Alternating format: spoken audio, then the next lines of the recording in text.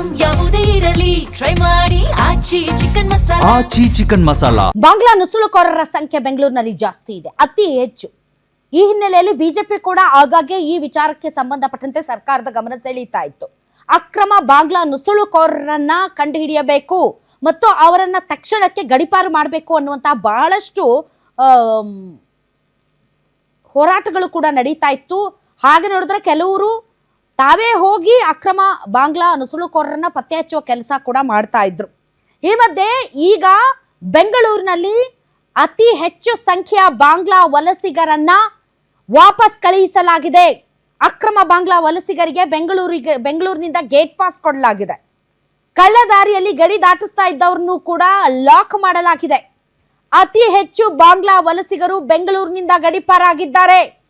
272 ಅಕ್ರಮ ಬಾಂಗ್ಲಾ ವಲಸಿಗರನ್ನ ವಾಪಸ್ ಕಳುಹಿಸಿದೆ ಸಿಸಿಬಿ ಟೀಮ್. 178 ಪುರುಷರು, 94 ಮಹಿಳೆಯರು, 12 ಮಕ್ಕಳನ್ನ ಗಡಿಪಾರು ಮಾಡಲಾಗಿದೆ. ಇದು ಇದೀಗ ಬರ್ತಾ ಇರುವಂತಹ ಬಿಗ್ ಬ್ರೇಕಿಂಗ್ ನ್ಯೂಸ್.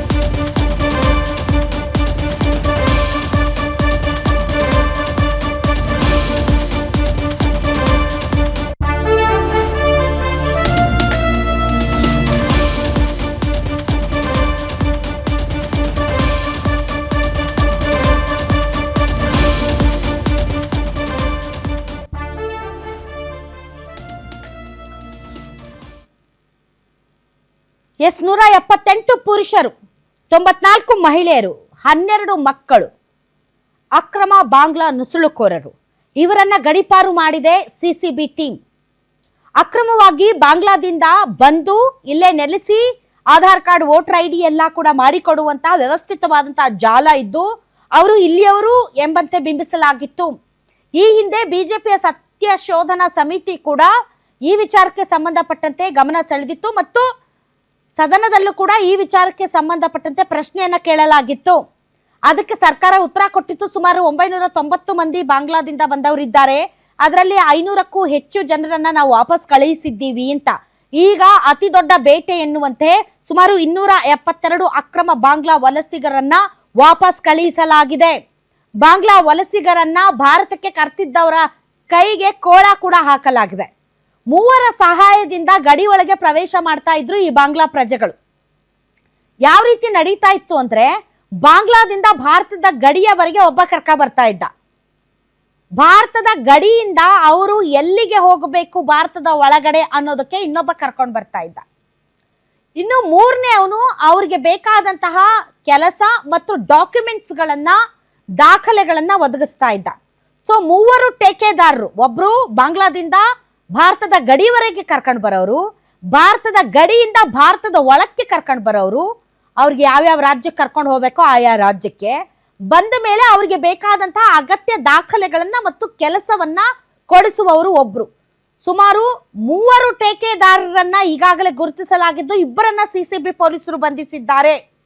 3 ಟೇಕೆದಾರರು, ಅದರಲ್ಲಿ 2ರನ್ನ ಸಿಸಿಬಿ ಪೊಲೀಸರು ಬಂಧಿಸಿದ್ದಾರೆ. ಮತ್ತು ಈ ಒಂದು ಅಕ್ರಮ 272 ಜನ ಬಾಂಗ್ಲಾ ವಲಸಿಗರಿದ್ದಾರೆ, ಅವರನ್ನ ತ್ರಿಪುರಾ ಗಡಿಯಿಂದ ಬಾರ್ಡರ್ ಸೆಕ್ಯೂರಿಟಿ ಫೋರ್ಸ್ BSF ಸಿಬ್ಬಂದಿ ಮೂಲಕ ಗಡಿಪಾರು ಮಾಡಲಾಗಿದೆ. ಇದು ದೇಶದಲ್ಲೇ ಅತಿ ಹೆಚ್ಚು ಬಾಂಗ್ಲಾ ನುಸುಳುಕೋರರನ್ನ ಪತ್ತೆ ಹಚ್ಚಿ ವಾಪಸ್ ಕಳುಹಿಸಿರುವಂತಹ ಪ್ರಕ್ರಿಯೆ. ಹಾಗೆ ನೋಡಿದ್ರೆ ಈ ವಿಚಾರದಲ್ಲಿ ಬಿಜೆಪಿ ಬಹಳಷ್ಟು ಗಮನ ಸೆಳೆದಿತ್ತು. ಅಷ್ಟೇ ಅಲ್ಲ, ಕೆಲವರು ನೈತಿಕ ಪೊಲೀಸ್ಗಿರಿಗೂ ಕೂಡ ಇಳಿದು ಬಿಟ್ಟಿದ್ರು.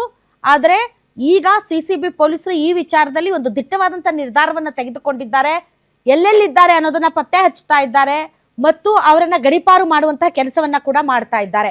ಇಲ್ಲಿಗೆ ಬಂದ ಮೇಲೆ ಸ್ಥಳೀಯರೇ ಅವರಿಗೆ ಬೇಕಾದಂತಹ ದಾಖಲೆಗಳು, ಆಧಾರ್ ಕಾರ್ಡ್, ರೇಷನ್ ಕಾರ್ಡ್ ಮತ್ತು ವೋಟರ್ ಐಡಿಗಳನ್ನ ಇಲ್ಲಿಯವರೇ ಎನ್ನುವಂತೆ ಮಾಡಿಸಿಕೊಡ್ತಾ ಇದ್ರು.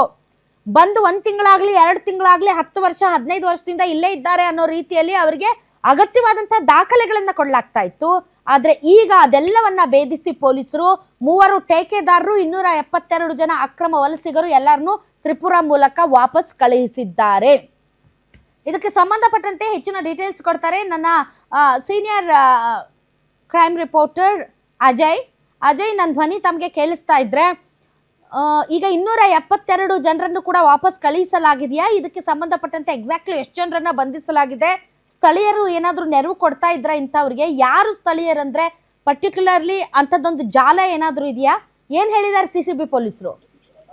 ಖಂಡಿತವಾಗ್ಲೂ ಮೇಡಮ್, ಈಗಾಗಲೇ ಒಟ್ಟು 272 ಜನ ಅಕ್ರಮ ಬಾಂಗ್ರಾ ವಲಸಿಗರನ್ನ ಈಗಾಗಲೇ ಪೊಲೀಸರು ಕೂಡ ಇಲ್ಲಿ ನಮ್ಮ ದೇಶದಿಂದ ಕೂಡ ಕಳಿಸುವಂತ ಕೆಲಸಕ್ಕೆ ಮುಂದಾಗಿದ್ದಾರೆ. ಅದರಲ್ಲೂ ಕೂಡ ಪ್ರಮುಖವಾಗಿ 178 ಪುರುಷರು, 94 ಮಹಿಳೆಯರು ಮತ್ತೆ 12 ಜನ ಮಕ್ಕಳು. ಅಂದ್ರೆ ಈ ಒಂದು ಗೆ ಮೊದಲು ಅಂದ್ರೆ ಇದಕ್ಕೆ ಲೀಡ್ ಸಿಕ್ಕಿದ್ದು ಅಂತಂದ್ರೆ ಡೆಲ್ಲಿಯಲ್ಲಿರುವಂತಹ ಪೊಲೀಸ್ ಏನೇನ್ ಮಾಡ್ತಾರೆ, ಅವರು ಅಲ್ಲಿ ಅಕ್ರಮವಾಗಿರುವಂತ ಬಾಂಗ್ಲಾ ವಲಸಿಗರ ಮೇಲೆ ರೈಡ್ ಮಾಡ್ತಾರೆ. ಆ ಸಂದರ್ಭದಲ್ಲಿ ಕೂಡ ಅಲ್ಲಿ ಬೇರೆ ರೀತಿಯಾಗಿ ಚಟುವಟಿಕೆ ಮಾಡ್ತಾ ಇದ್ದಂತ ಕೆಲವರನ್ನು ಕೂಡ ಸಂಶಯಾಸ್ಪದವಾಗಿರುವಂತವ್ರು ಕೂಡ ಅಲ್ಲಿ ಸಿಗ್ತಾರೆ. ಅವರೆಲ್ಲರೂ ಕೂಡ ಅದರಲ್ಲಿ ಪ್ರಮುಖವಾಗಿ 5 ಜನ ಉಗ್ರರು ಕೂಡ ಇರ್ತಾರೆ ಅನ್ನೋ ಮಾಹಿತಿ ಕೂಡ ಇರುತ್ತೆ. ಆಗ ಎಲ್ಲಾ ಒಂದು ಸ್ಟೇಟ್ಗೂ ಕೂಡ ಅಲ್ಲಿನ ಪೊಲೀಸರು ಕೂಡ ಇಂಟಿಮೇಷನ್ ಅನ್ನು ಕೊಡ್ತಾರೆ. ಆ ಒಂದು ಕಾರ್ಯಾಚರಣೆ ಮಾಡುವಂತ ಸಂದರ್ಭದಲ್ಲಿ ಕೂಡ ಇಲ್ಲಿ ಗೊತ್ತಾಗತ್ತೆ, ಇಲ್ಲಿ ಪ್ರಮುಖವಾಗಿ ಪಾತ್ರ ವಹಿಸೋದು ಅಂದ್ರೆ ಇಲ್ಲಿ ಟೇಕೆದಾರರು ಅಂತ ಹೇಳಿ. ಟೇಕೆದಾರರು ಅಂದ್ರೆ ಯಾರು ಅಂತ ಹೇಳಿ ಹೋಗ್ತಂತ ಸಂದರ್ಭದಲ್ಲಿ ಗೊತ್ತಾಗತ್ತೆ ಅವರೆಲ್ಲರೂ ಭಾರತೀಯ ಮೂಲದವರಾಗಿರ್ತಾರೆ. ಅವರು ಕಮಿಷನ್ ಹಣದ ಆಸೆಗೋಸ್ಕರವಾಗಿ ಅಲ್ಲಿಂದ ಅಕ್ರಮವಾಗಿ ಬರುವಂತವ್ರನ್ನ ಮತ್ತೆ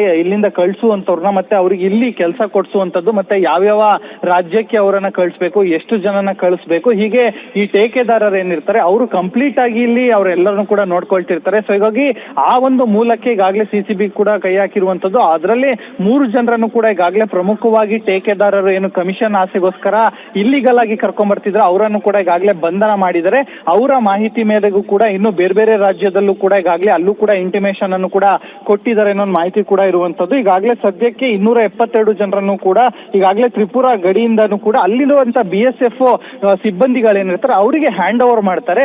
ಅಲ್ಲಿ ಹ್ಯಾಂಡ್ ಓವರ್ ಮಾಡಿದ ನಂತರದಲ್ಲಿ ಅವರು ಕಂಪ್ಲೀಟ್ ಆಗಿದಂತ ಮಾಹಿತಿಯನ್ನ ಪಡ್ಕೊಂಡು ಅಲ್ಲಿಂದ ಅವರನ್ನ ಕಳಿಸುವಂತ ಕೆಲಸಕ್ಕೆ ಸದ್ಯ ಮುಂದಾಗಿದ್ದಾರೆ ಅನ್ನೋ ಮಾಹಿತಿ ಕೂಡ ಸಿಗ್ತಾ ಇರುವಂತದ್ದು ಮೇಡಮ್.